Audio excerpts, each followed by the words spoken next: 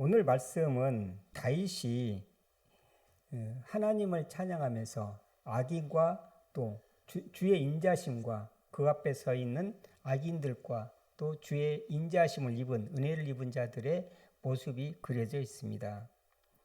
1절을 보면 악을 행하는 자들 때문에 불평하지 아니 악인의 죄가 그의 마음속으로 이르기를 그의 눈에는 하나님을 두려워하는 빛이 없다니 라고 이야기를 합니다.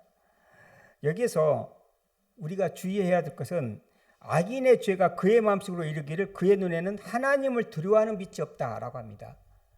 하나님의 존재 자체를 부정하는 게 아니고 하나님을 두려워하지 않는다라는 거예요. 그래서 악인은 하나님의 존재 자체를 부정하지 않습니다.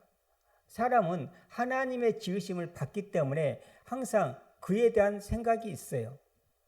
그래서 우리가 믿지 않는 사람에게도 하늘이 두렵지 않느냐 이런 말을 많이 하잖아요. 그 절대자 하나님을 부정하는 게 아니라 하나님을 두려워하지 않는 것이 문제라는 거예요. 왜 그럼 우리가 그렇게 하나님을 두려워하지 않을까? 이것은 우리가 하나님을 지식적으로만 알고 있기 때문에 그래요.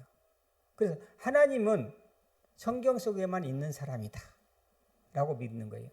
또 하나님은 먼 옛날에 있었던 창세기에 있었던 사람이지 지금은 하나님이 없다라고 이야기를 합니다. 하나님은 그때 창조를 하시고 끝났다라고 이야기를 하세요. 우리 생활에 우리 삶에 간섭하지 않는다. 실제로 이렇게 믿는 사람들이 많이 있습니다. 기독교인 중에서도 그렇게 말하는 사람들이 있어요.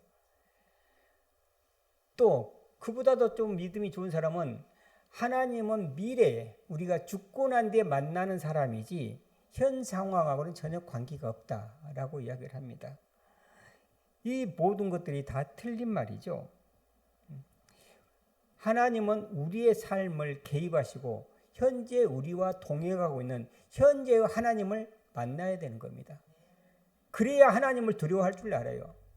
그런데 우리가 하나님을 지식적으로만 알고 성경 속에서만 알고 그 미래의 하나님 또는 과거의 하나님으로만 알았을 때 우리는 하나님을 두려워하지 않습니다.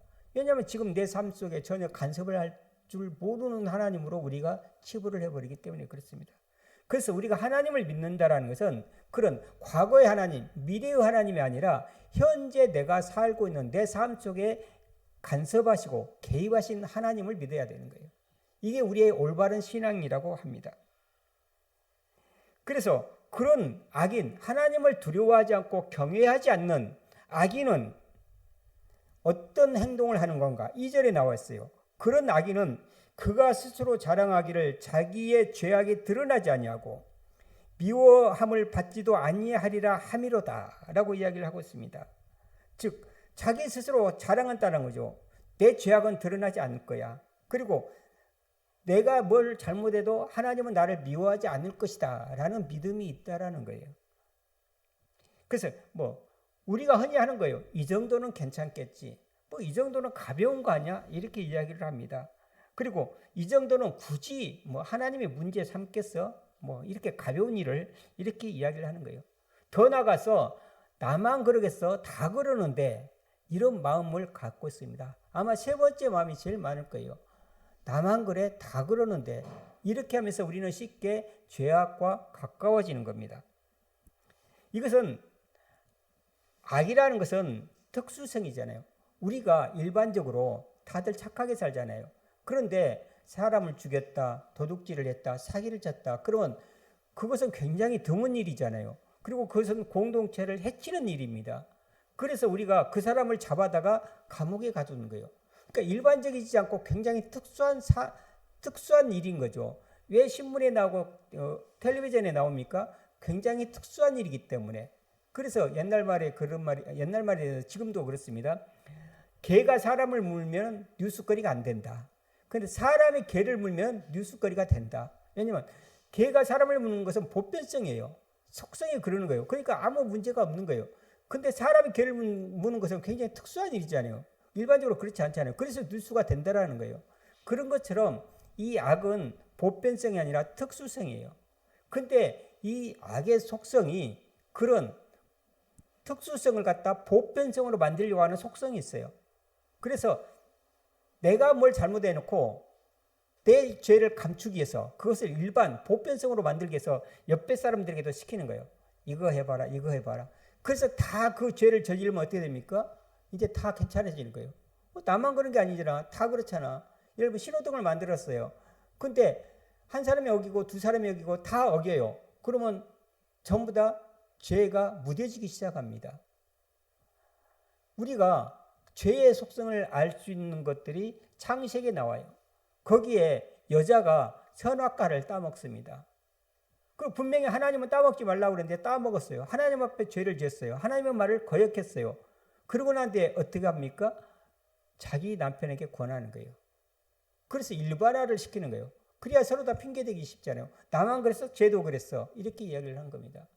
이게 죄가 특수성을 지녀야 되는데 그걸 보편성으로 향해서 자꾸 가려고 하는 거예요. 여기에 우리가 말려들기가 쉽다라는 거예요. 우리의 죄는.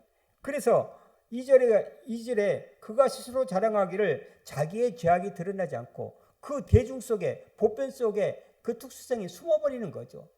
다 그러니까 다 잘못하니까 나만 그래 다 그렇잖아. 그리고 죄가 아닌 것처럼 여겨져 버리는 거예요. 그걸로 숨어버리는 거죠. 그래서 드러나지 않는다. 또 그것에 대해서 보복도 받지 않는다. 이렇게 교만해지는 거예요. 그래서 자랑한다고 그래요. 교만해지는 거예요.